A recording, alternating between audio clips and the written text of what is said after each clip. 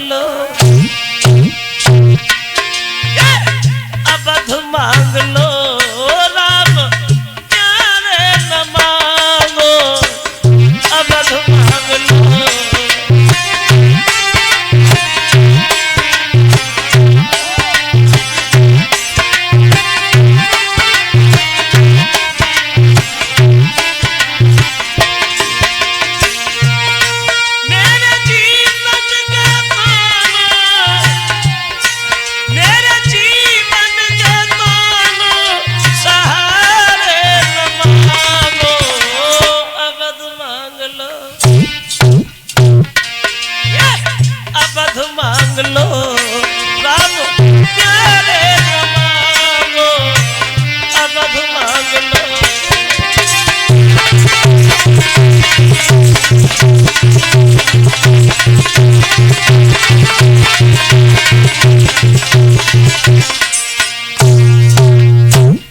लक्ष्मण को न मांगो महाराज, जो इच्छा वो मांगो।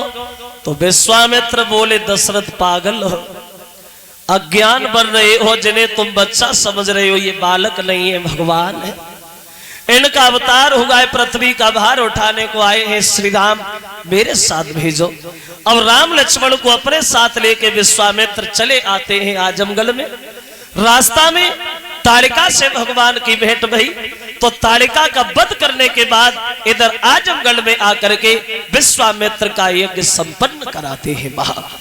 अब यज्ञ विश्वामित्र का संपन्न हुआ, आजमगढ़ में राम लक्ष्मण रहने लगे। अब आओ इधर देखते हैं जनक के घर में थोड़ी देर, बहुत जल्दी में। ये जनक जो थे,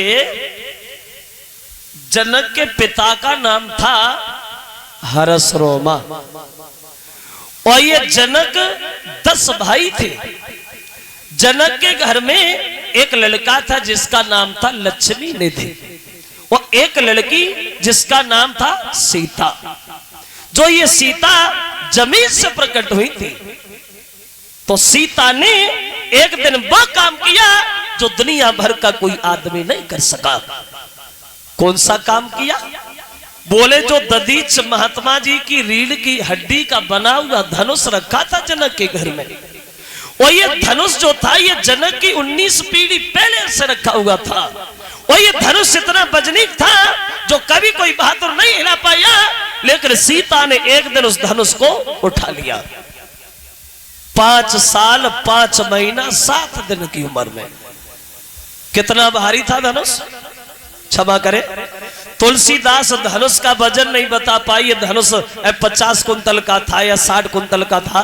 तुलसीदास कहते हैं ये धनुष इतना वजनीक था, जब धनुष को रंगभूमि में ले जाया गया था तो ये धनुष एक पहियों वाली गाड़ी पर रखे गया था, और धनुष को पहुंचाने में 5000 जवान लग गए थे, इतना भारी था। लेकिन सीता ने एक दिन उठा लिया, 5 साल 5 महीना 7 दिन की उम्र में।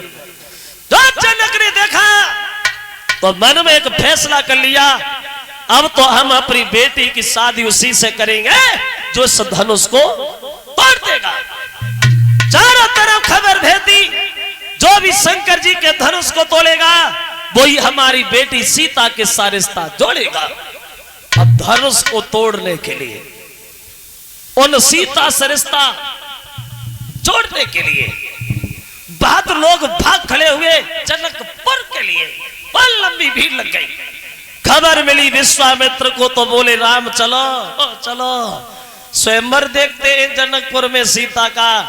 अब विश्वामित्र के साथ राम लक्ष्मण चले हैं। क्वार के महीना की शुक्ल पक्ष की द्वादशी वाले दिन चले।